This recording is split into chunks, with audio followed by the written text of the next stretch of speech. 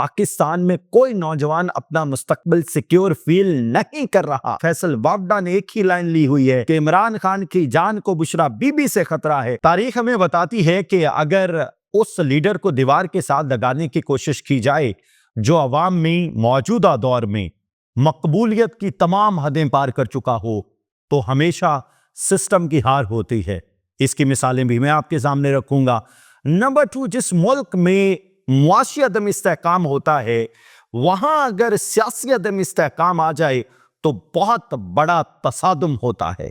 पाकिस्तान के तनाजुर में इस वक्त न सिर्फ मुआशी अदम इस्तेहकाम है, बल्कि सियासी अदम इस्तेहकाम भी अपनी तमाम तर रानाइयों के साथ पंजे गाड़ के खड़ा है। पहली जो सूरत है उसमें जरा गौर कीजिए। तमाम सिस्टम ने, तमाम तर ताकतों ने ये भरपूर कोशिश कर ली कि इमरान खान को दीवार के साथ लगा दिया जाए, लेकिन आज भी इमरान खान एक हकीकत के तौर पे सबके सामने है।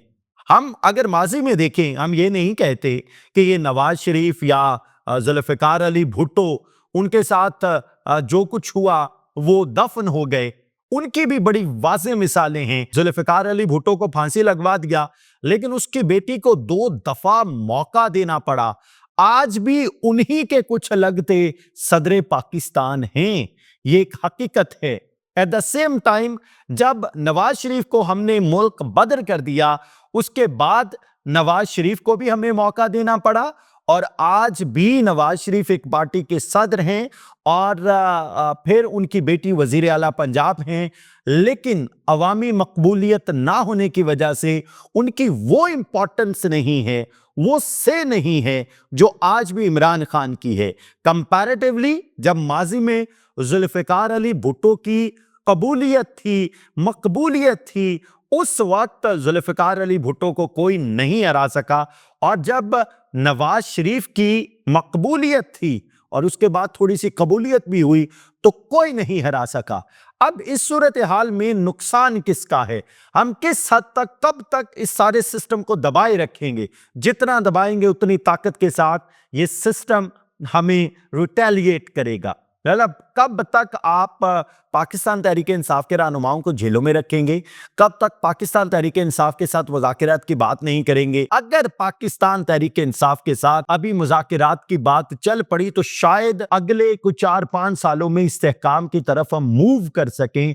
लेकिन अगर आज, क्योंकि आज के दौर में जितनी मुज़ाकरात की जरूरत है, इससे पहले कभी इतनी जरूरत नहीं थी। इस सारी सूरत हाल को अगर समराइज किया जाए तो फर्स्ट एंड फॉरमोस्ट इस वक्त गवर्नमेंट की प्रायोरिटी होनी चाहिए कि अगर पाकिस्तान तहरीक इंसाफ मुज़ाकरात करना चाह रही है, अगर पाकिस्तान तहरीक इंसाफ बैकफुट पे आई है, तो हुकूमत को तमाम तर जिद्दें छोड़ के, अनाज छोड़ के, नफरतें छोड़ के, बोझ छोड़ के, कीना छोड़ के सामने आना चाहिए और मुज़ाकरात की टेबल पे बैठना चाहिए।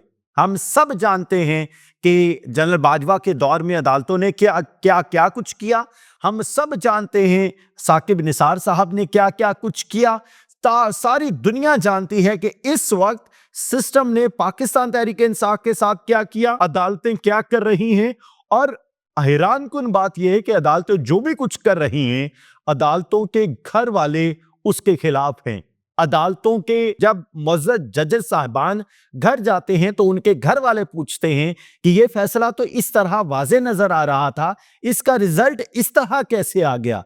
यानी इंसाफ के सिस्टम को हमने सबूताज कर दिया, यानी हमने सिक्योरिटी के सिस्टम को सबूताज कर दिया, यानी हमने मुआशी सिस्टम को सबूताज कर दिया, यानी हमने सियासी सिस्टम को सबूताज कर दिया, यानी हमने इखलाकी सिस्टम को सबूताज कर दिया, यानी हमने आम आदमी के मुस्तकबिल को सबूताज कर दिया, यानी हमने आम आदमी की जिंदगी को तार तार करके रख दिया, यानी हमने आम आदमी के मुंह से नवाला छीन लिया, हमने आम आदमी की रोजी छीन ली, हमने तमाम तर बिजनेस का सेटअप तबाह बर्बाद कर दिया, सिर्फ इसलिए कि एक शख्स की मकबूलियत है, कबूलियत नहीं है। उस कबूलियत को मात देने के लिए, उसकी मकबूलियत को मात देने के लिए और कबूलियत के दायरे में ना लाने के लिए हम इस हद तक चले गए कि हमने मुल्क के हर सिस्टम को जंग लगा के रख दिया। कोई मुल्क का इदारा देख लें, आप पीआईए को उठा के देख लें, आप रेलवे को उठा के देख लें, आप स्टील मिल को उठा के देख लें, आप पाकिस्तान के किसी एक सिस्टम की मुझे मिसाल दे दें कि जो जब से ये नई हुकूमत 8 फरवरी 2024 के इलेक्शन के बाद आई है, ये सिस्टम ठीक चल रहा है। हाँ, बातें करने की हद तक बड़ा जबरदस्त है कि हाँ जी, हमने मुआशी इशारे बड़े फिट कर दिए, स्टॉक मार्केट बड़ी ऊपर जा रही है, चाइना में जाके हम बड़ी बड़ी मीटिंग्स कर रहे हैं, लाहौर को पहला स्मार्ट सिटी बनाएंगे। लेकिन क्या पसे पर्दा हकाइक हम जानते हैं? पसे पर्दा हकाइक ये हैं कि जिसको सऊदी अरब का वीजा मिल रहा है, सऊदी अरब जाना चाहता है, जिसको कुछ भी करके दुबई का वीजा मिल रहा है, दुबई जाना चाहता है। पाकिस्तान में कोई नौजवान अपना मुस्तकबिल सिक्योर फील नहीं कर रहा। ये है पसे पर्दा हकाइक। पाकिस्तान में जो लोग मौजूद हैं वो भी, उन्हें भी कल का धड़का है कि कल यहां क्या हो जाएगा, कल सिस्टम क्या ऐसी अंगड़ाई लेगा कि हम दीवार के साथ लग जाएंगे। जो बिजनेसमैन बिजनेस कर रहा है वो टैक्सेस की भरमार से परेशान है, वो इदारों की मुदाखलत से परेशान है, उसे हर रोज मुख्तलिफ इदारे आके मुख्तलिफ तरह से ज़दोकोब कर रहे होते हैं। लेकिन फैसल वावडा ने एक ही लाइन ली हुई है कि इमरान खान की जान को बुशरा बीबी से खतरा है। ये वो बयानिया है जो हमेशा बनाया जाता रहा है। तारीख में हमेशा एक खास तबका, जब ताकत के इस्तेमाल से कोई शख्स नहीं टूटता, उसके घर पर वार किया जाता है। और माजी में भी ये होता रहा है। नवाज शरीफ साहब ने क्या कुछ नहीं किया, हम इससे कतई चश्मपोशी नहीं करेंगे। हम माजी में भी इस तरह के बेपनाह हथकंडे इस्तेमाल किए गए, लेकिन जब जब जिसके साथ अवाम खड़ी थी उसने कुछ भी करके अपने आप को प्रूव किया, वो सामने आया, उसने सबको साइड पे कर दिया और उसके साथ एस्टैब्लिशमेंट को भी बात करनी पड़ी, उसके साथ आम लोगों को भी बात करनी पड़ी, उसके साथ इंटरनेशनल ताकतों को भी बैठना पड़ा। और जितनी देर हमने की उतना हमने मुआशी अदम इस्तेहकाम की तरफ खुद को धकेला।